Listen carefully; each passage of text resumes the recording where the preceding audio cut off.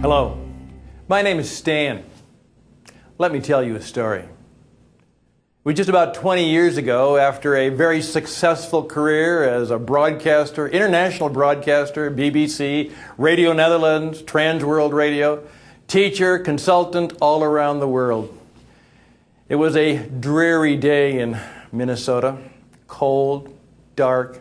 It had been a very difficult day for me. I'd been on the phone calling people, trying to get a job. My wife came home. She'd gotten a job. And just as we were finishing up the dinner dishes, I was going back and trying to make some plans for the next day. And as she finished the dinner dishes, all of a sudden, she took the dish towel that she had in her hand, she threw it down and said, "This is exactly what I was hoping for when I married you 20 years ago. This is exactly what I was hoping for. I was hoping that after 20 years of marriage, we would have no house, no car, no job, no money, broke, and a kid in college. This is exactly what I was hoping for when I married you." And then she broke down and her crying turned to sobs and she ran out of the apartment. As I tell you that story, I still feel some of the pain that actually was in my heart and spirit that day. That's where I was. I was 45 years of age, and no house, no car, no job, no money, broke, and a kid in college, looking for a job. Then I was looking for work. You see, I know what it's like to be there. Well, I went back and I've learned a lot of lessons. You see, first of all, I've learned that I'm going to have to take full responsibility for my own success. I'm going to have to be able to think of myself as self-employed. And most importantly, if I'm going to be successful today, I'm going to have to learn how to market myself. And that's what this program is all about. How to market you and market your business with the new media, with the power of what you're experiencing right now, the new media of digital, podcasting, webcasting, maybe Facebook, maybe Twitter, maybe Flickr, we don't know. But that incredible digital media which is challenging the world with WWW, World Wide Web. You can be any place, anywhere, just as I'm coming to you right now, wherever you are. Now, why do I tell you that story? Well, let me tell you something. If you want something significant to happen in a relationship, particularly a sales relationship, nothing will happen until you trade stories. See, you have to learn how to trust me. You've got to figure out, what's this guy all about? And when I tell you my story, you begin to know me. You begin to understand me. In fact, there's a good chance that many of you have similar stories. And what's going to happen to make something really good happen is we're going to trade stories. That's important.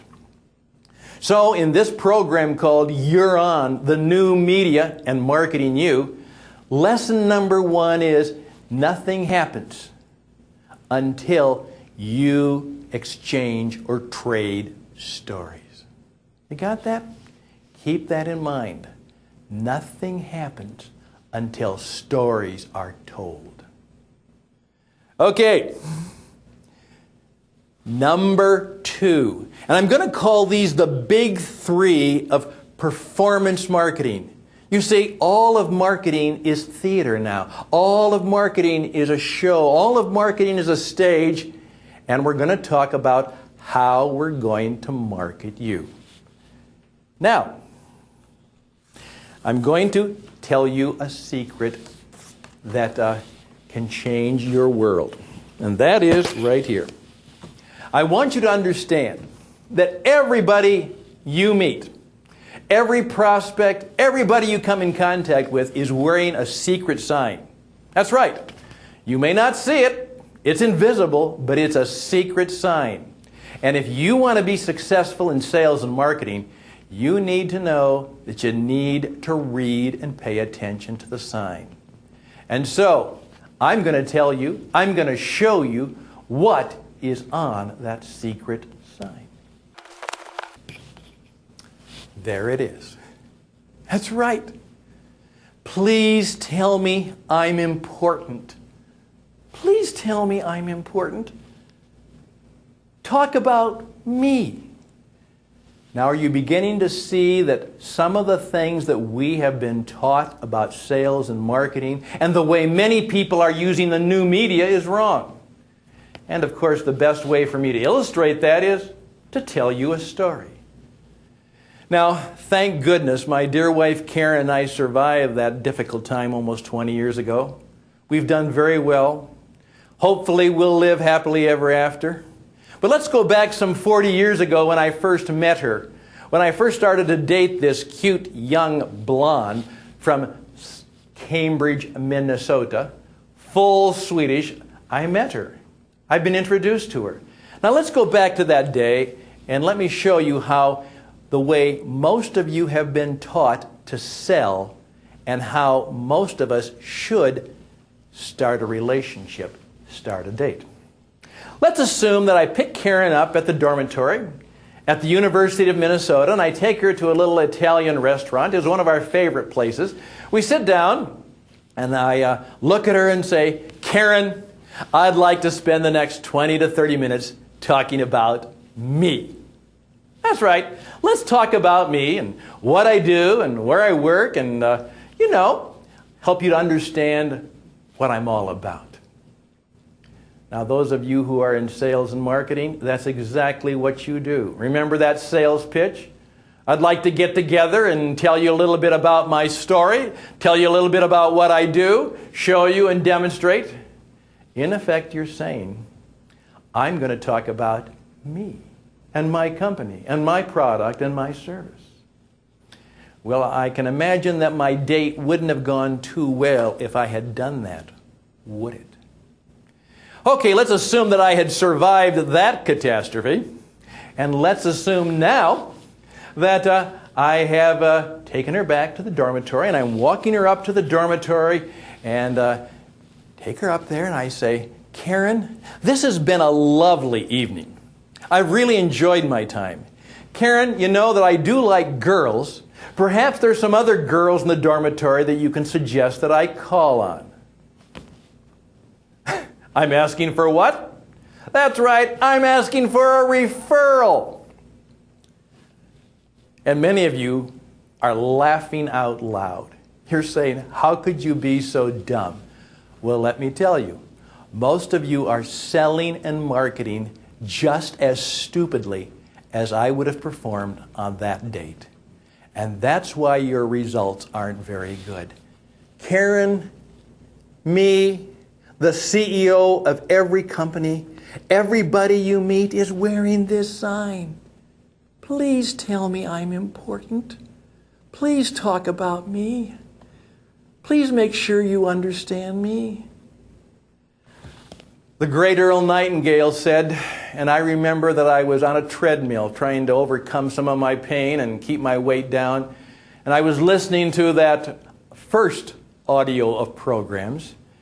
And Earl Nightingale said, let me tell you, the secret of success is very simple. Treat every person you meet as the most important person in the world. Think about that. The cabbie, the receptionist, the person at the hotel, the wait person. Treat every person you meet as if they were the most important person in the world. Why don't you start doing that today? I think you will find the results are amazing. Now, in your sales and marketing, do this. And as you're thinking about how you're going to use the new media, how can you make sure that you don't just get caught up in the technology and all the tactics and all the stuff? Can you really do this? Can you let people know that they are important? Please tell me I'm important. Rule number 2. Big rule number 3. What do you, having a cup of coffee in a Lexus have to do with marketing you? What does having a cup of coffee in a Lexus have to do with marketing you?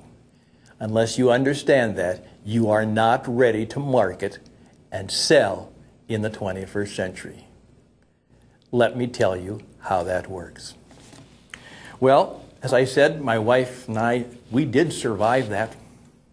Thank goodness, thank God, I am deeply grateful and deeply graced.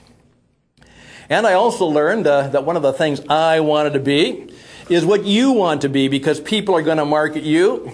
I wanted to be, let me get it right here, one of the three. That's right. I keep this in my desk, on my wall, all the time. My room is full of threes.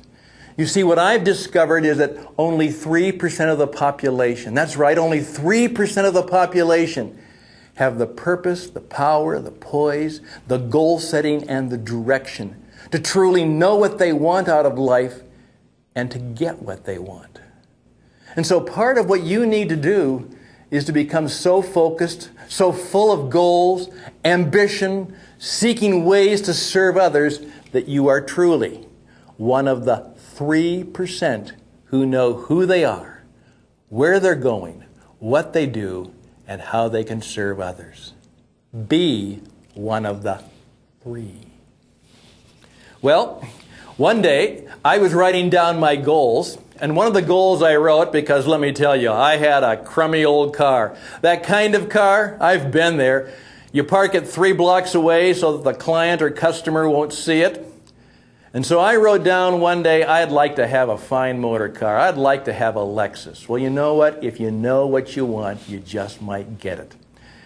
And I had a friend who I had helped. He became a used car buyer. And one day he called me and said, Stan, you know, I'm standing over here in the cold of Oshkosh, Wisconsin, and I'm at the auto auction, and there is a Lexus here, a beautiful Lexus. It's only 3 years old, has a few 30,000, 40,000 miles on it. I can get it for the price of a Ford. Do you want it? If you know what you want, you just might get it. So guess what? I got a Lexus. That was wonderful. Still is. I'm still driving it. Well, you know, about a year after I was driving it, my wife said to me, Stan, the turn signal on the Lexus is out. I said, oh, okay. Why don't you wait, and next week I'll go down to Napa or Pep Boys or some auto supply place, and I'll buy a little turn signal light, and I'll put it in. Right. They're only a couple bucks. Karen said, I want it replaced now. I don't want to wait for the weekend. I said, well, I'm busy. I'm going to take it into the dealer. I'm going to take it to the Lexus dealer.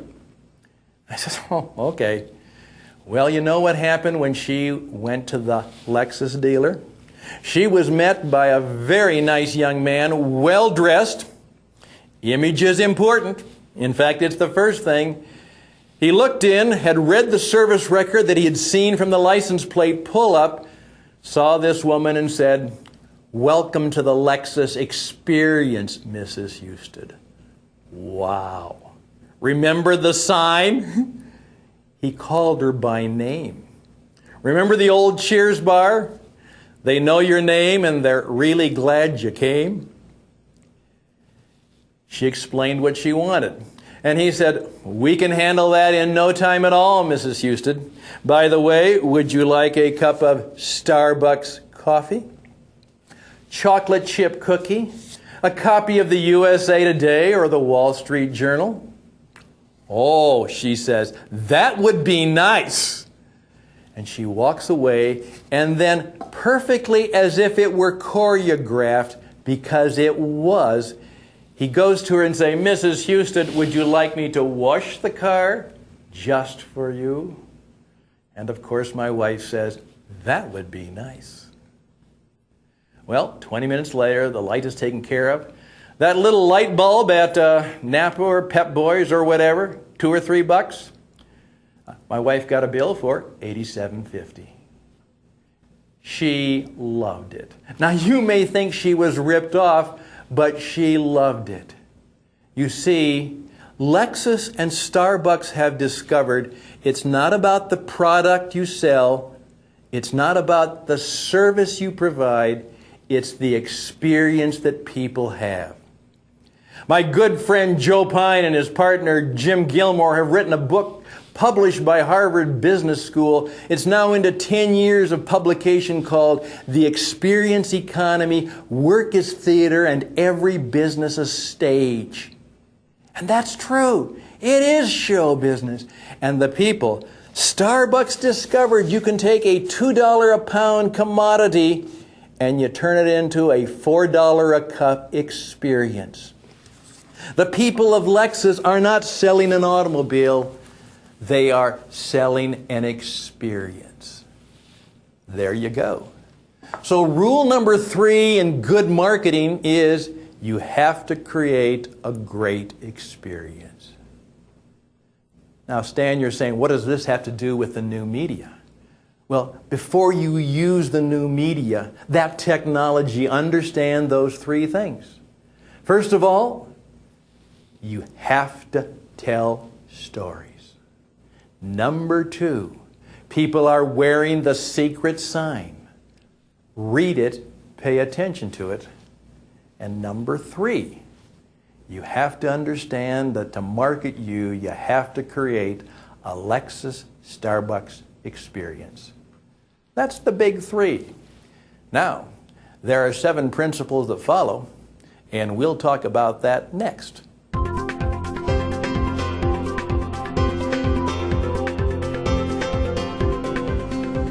Hi. In the words of Arnold Schwarzenegger, the Terminator, I'm back. And welcome back. Thank you for listening. Thank you for paying attention to our show. I am profoundly grateful. Now we've understood that before we get involved in any of that new media stuff, that we need to make sure those big 3 principles are a part of our marketing strategy. Now, let me just give you a little more detail, 7 points that'll help you make sure that you can implement these principles with power, with precision, with high impact. You see, today your marketing, it has to stand out. You have to be different than anybody else. Everybody else has the same message. It's the same coffee. It's the same car. It's the same commodity. And you have to decommodify yourself. And that's what we help you do when you learn how to market you. And then you leverage that with this powerful stuff called the new media, the digital internet media, in which you don't just have webinars and you don't just have that other stuff that you have there. You don't just use your Facebook or whatever. You understand that you provide wisdom, insight. You create a great experience for the people you want to reach out and touch. And talking about touching people, principle number 1 that kind of flows out of this is trust is vital. That's right. Today, I received 90% of my emails were from people I don't know and don't trust. You know what? They're liars, they're scammers, they're spammers. They've come into my life without permission. And I know they're not telling the truth. We think of the Madoff situation, all of the scandals that are out there. Let me tell you, my friend, nothing will happen today unless people trust you. And I don't care how cute you are, how clever you are, or what kind of show you can put on. What is really important is that you become a person of value, that people trust you. And you use your marketing as a way of building trust. Because nothing happens unless people trust you. As I used to say in my broadcast days, or particularly in my late night broadcasting around the world, just let that sit on your head for a while. Think about it. Are you a person of value? Are you a person that people trust? Make sure they do before you get involved in marketing you. Well, principle number 2 flows out of the great principle that we've talked about before in terms of detail. I was challenged a number of years ago, particularly when I was overseas, by a woman who came to me and said, "Stan, you know what? The master teacher, Jesus of Nazareth, he came into the world and he told stories and he asked questions. So what do? We preach sermons and give answers." And you know what? She's right. And it's not just preachers who do that. Politicians do it. Salesmen do it. Consultants do it. Parents do it. We all come into the world and we're going to give them the answer. We're going to preach a sermon, give an illustration, hand them a brochure. Maybe we should be telling stories and asking questions. So, I was well into storytelling. And now more and more we're discovering that storytelling is important in marketing. And so I used to say this, well, one of the best ways you can market and sell yourself or the products there is to tell a good story. Then I changed my mind and I became even more convinced and I said, you know what? Telling a story is probably the most effective way to sell and market yourself and your business. I no longer believe that. Let me tell you what I believe. Storytelling is the only effective means of communication. People will not buy because you've educated them. People will buy because they've been energized, because they trust you, because your story has met their story. If you want to just simply let people have some information, fine, you can teach and train them. But if you want to change their behavior, if you want to affect what they do, storytelling is the only effective means of communication. In fact, what I've been doing most of this time is telling you stories. By the way, that's where the new media can be incredibly powerful. If you're not just telling stuff about your stuff to them, if you're telling stories that relate to them and connect to them and help them. That's right.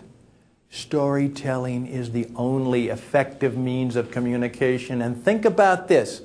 The story not only needs to be read, the story needs to be heard. That's right. Heard. Podcasts, webcasts. People hear and experience the story. Again, think about that. And here it goes. I'm sorry. Here we have a piece of paper, a flyer, a brochure. I walk into offices every day and find hundreds of flyers. I get hundreds of advertisements.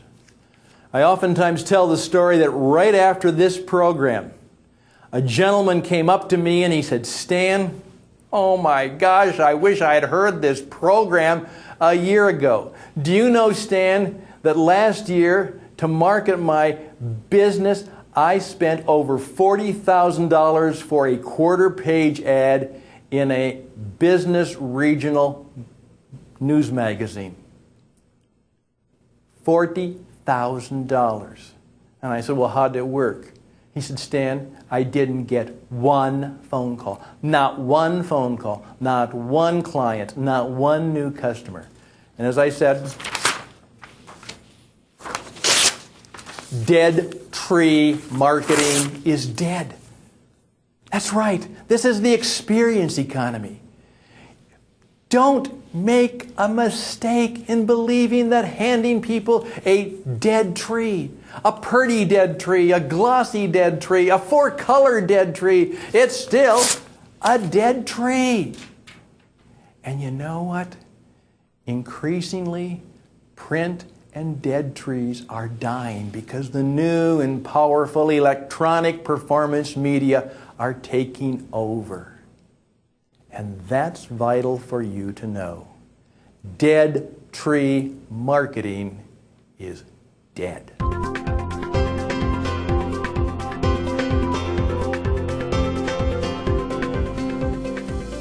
Number 4. Not only is dead tree marketing dead because of number 4.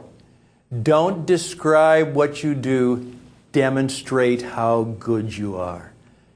That's why it doesn't work. All of those brochures, all of those papers, they're lists of things that you can do, or features, or whatever you call benefits. But that's not good enough anymore. You have to create an experience in which you not only describe what you do, much more importantly, demonstrate how good you are. Find a way, using the media, using the videos, using whatever, to demonstrate how good you are. I oftentimes say if you want to be a good marketer, you have to have several DWI convictions. That's right, DWI, for goodness sake, not driving while intoxicated, but demonstrated wisdom and insight. DWI, demonstrated wisdom and insight. People say, you're good. You really understand this. You're good at what you do. And the new media are perfect ways to rule number 4 and make it rule your life and your business. Demonstrate how good you are. I could send you a brochure about how I can teach you marketing, but hopefully if I'm doing this program right, you're discovering that, hey, this guy might be pretty good. Here's my book. You make the difference. It's a guide on how to market yourself. You know what? It's a nice book. It's a good book.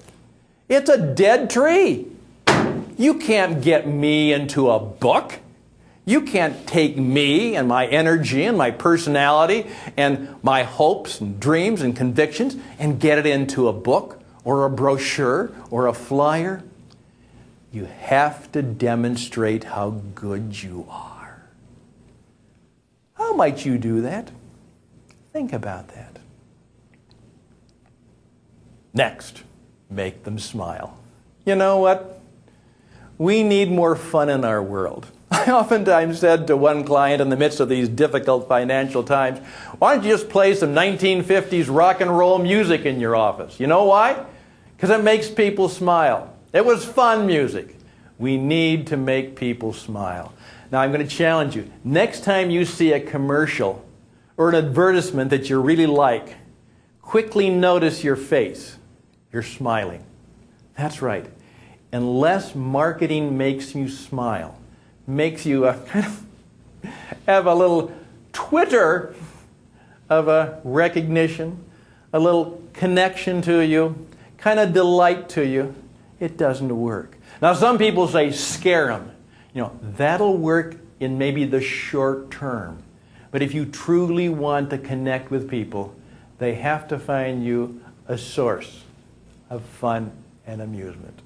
I simply have one client in the financial services, and instead of talking about all that financial stuff, he has a newsletter, Dead Tree, complemented with a video program that is powerful, funny, entertaining, and oftentimes it just tells people funny jokes. What he's doing is both in his newsletter and in his attached video program, and you see how they can go together, people smile. And whenever you meet my friend Paul and you say to him, how are you? He says, I'm happy. And that makes people smile. You know, and then he says, are you happy? There you are, a conversation. So your marketing must make people smile. And when they hear your story, and when they begin to connect with what you do and begin to experience the wisdom and the insight and the goodness and how you can change their life, you see, all good marketing is about change. People will only buy what you have if it does 3 things for them. First of all, they have to believe. They have to understand that perhaps it can make them a little bit better off. It'll change their situation. Number 2, it'll make and save them some money. And number 3, it'll make them happy. Now, they may not be able to do all of those things, and sometimes people are lying when they say that, but people part with their money only when they understand that 1 or 2 or all 3 of those things might happen. So, in effect, what you have to do is get them to the point where they begin to understand that, and they look up and say, that would be nice. That would be nice. You know, like my wife said, that would be nice. After they experience you and your media message, somewhere in their psyche, they're saying, that would be nice. That's what your marketing has to do. That's what your show has to do. And in effect, if you put on a good show, they'll recommend you to others. They'll tell other people, you ought to see the show. You ought to go down and work with so-and-so. And by the way, think about it. Every good referral, and by the way, don't use that word anymore. Here's a coaching tip for you. You don't want referrals, you want recommendations. And when someone has been very pleased with the performance you've given, the experience they've had, and they say thank you, you say thank you. I love working with people like you. I would be grateful if you would recommend me to others. By the way, try that again. By the way, that word grateful is one of the most powerful words in the English language. I would be grateful if you'd recommend me to others. Well, there's a lot more. There's all about the technology. There's all about some of the tools you can use. And by the way, there's all kinds of tactics that we can teach you about. How to do a 60-second commercial that doesn't suck. How to create a Super Bowl commercial for your website. How to use podcasting, webcasting, blogs, all of that stuff. And then decide whether LinkedIn and whether Twitter and any of that stuff works. And by the way, it may not work for you. There's ways to figure out how to do that. And we can help you do that. But you see, that's part of principle number 7. Leave them wanting more. If I've done this program right, you'd like to learn more. If I haven't done it right, you're glad it's done. But there's a whole lot more than you can make all of these good things happen. And so, leave them wanting more is number 7 in the details. Trust is vital. Storytelling is the only effective means of communication. Dead tree marketing is dead. You got that? Demonstrate how good you are. Make them smile. That would be nice. Leave them wanting more.